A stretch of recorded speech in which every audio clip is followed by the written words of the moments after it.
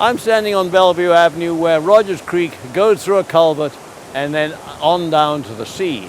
So it's about 100 meters from the culvert down to the sea, but we put in baffles here because the stream goes very fast and we needed to slow down the creek and make some pools, and that's what the baffles do. And we were funded by Port Metro Vancouver to do this, and this is a tremendously important part of getting the fish up and also helping them get up, because they get quite tired when they come out of the sea.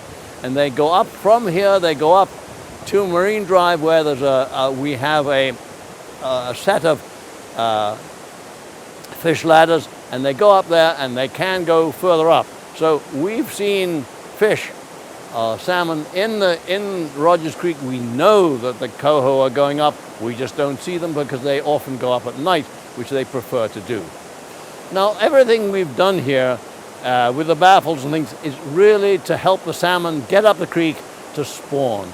And that's what we have to have. And when they spawn, all the things happen with the biodiversity. They die and the carcasses rot, and they go into the diversity and they help the nutrition of the creeks and the riparian areas, which is what we need to do. And that helps the fish, not only them, but other fish, other birds, other animals, all the creek environment.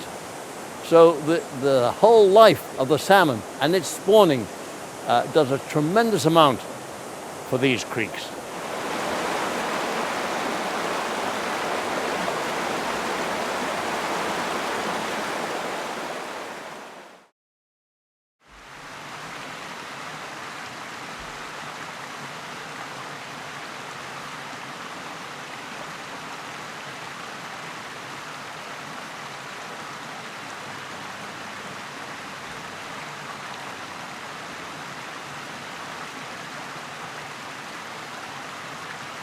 This particular area used to be culverted, and it happened that the culvert was 8 feet in the air, and unfortunately any fish migration was impossible because of the height to the creek bed.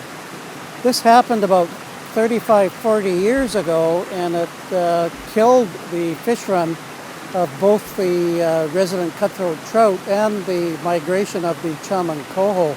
It's essentially a stream bed that we've produced here. We brought the level of the stream up to the culverts, and now we have migration both ways, up and down, of cutthroat trout, and mainly the migration out of chum and coho that are in these streams to go to the ocean, which is just a few hundred feet away from us here. Port Metro Vancouver supplied the Salmon Foundation with the funds for this particular project. It's a great success. The neighborhood, the Tunstall Bay Association, the Bowen Islanders really love the design that we came up with.